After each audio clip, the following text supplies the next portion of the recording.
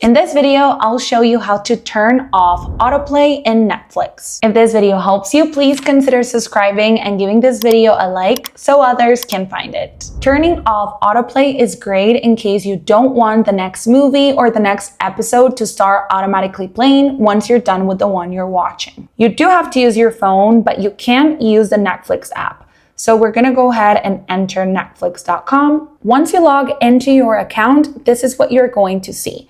What you want to do is scroll to the right and select profiles. If you have several Netflix profiles, you do have to do it in every single one of them. So go ahead and select your first one. And once you're here, scroll to the bottom and select Playback Settings. Here you're going to find your autoplay controls. We're going to take this check mark on the first one and the second one.